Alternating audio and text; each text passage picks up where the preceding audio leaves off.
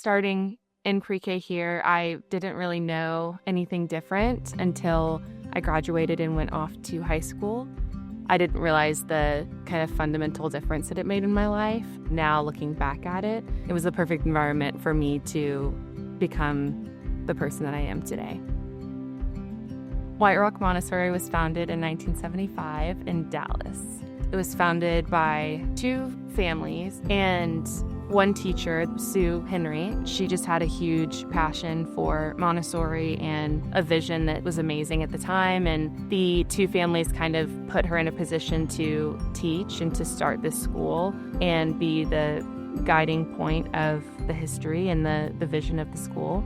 There was like a move or two, but this building was kind of built to really take that vision to life and really build up a bigger learning environment for the school. At the time, it was 12 students, and as the years went on, they would add levels. By the time they got here, it was kind of all the way up to 6th grade and now all the way up to 8th grade. We got our accreditation in October of 2023, which I'm very proud of.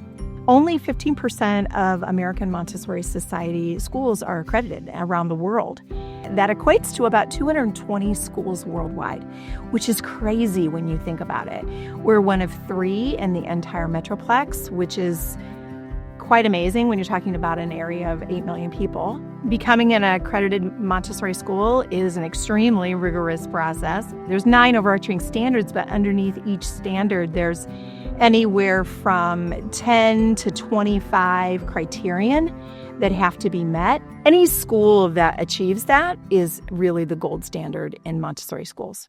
Montessori, but White Rock specifically, really pushes to foster a person as a whole, to put them out in the community and the world in a way that they can make a difference. And I don't think you can just do that through looking at a student in one kind of 2D way. It's less about checking boxes and more about him being guided with what he's interested in. He's very interested in art, and his skills in art are so detailed and impressive. Some kids are already reading in, kindergarten, and they're not on the same path, but they're going to be okay. Like this comparison that sometimes we feel and see in young children's education, I don't feel that here. That, I think, is why they thrive, because we're not forcing anyone into a specific box. They're like sitting there like kind of teaching themselves things, like going to school and just being prepared to like do stuff, and other people are struggling to figure it out, and you're like, oh, this is easy, I can do this. I know how to teach myself this, and I'm seeing that a lot in him. I wish I could have had that experience myself. I feel like I would have been even better, just thrive in this type of environment.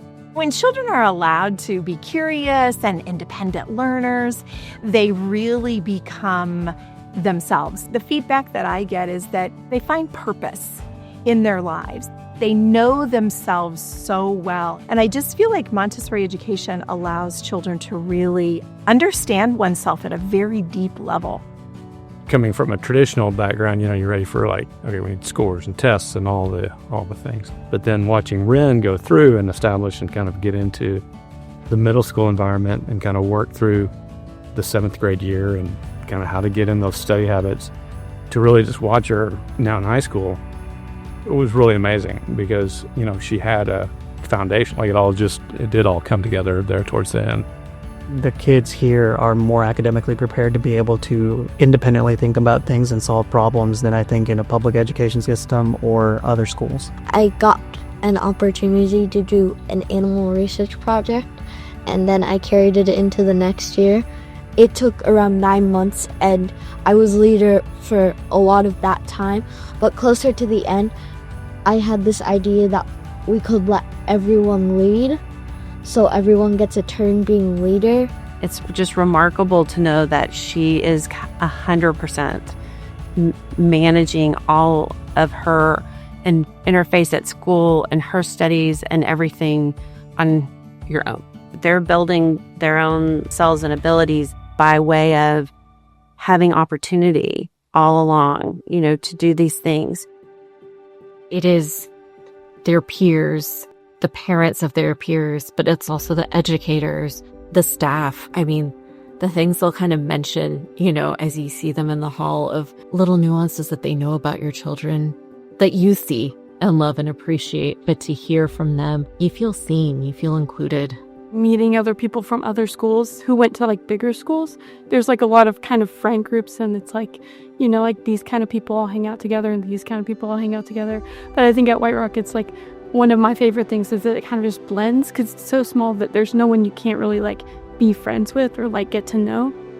You just know that like everyone is a person at heart, and that's really important. Now that we're here, it's just really special. And seeing him blossom and grow, I am just super grateful for that.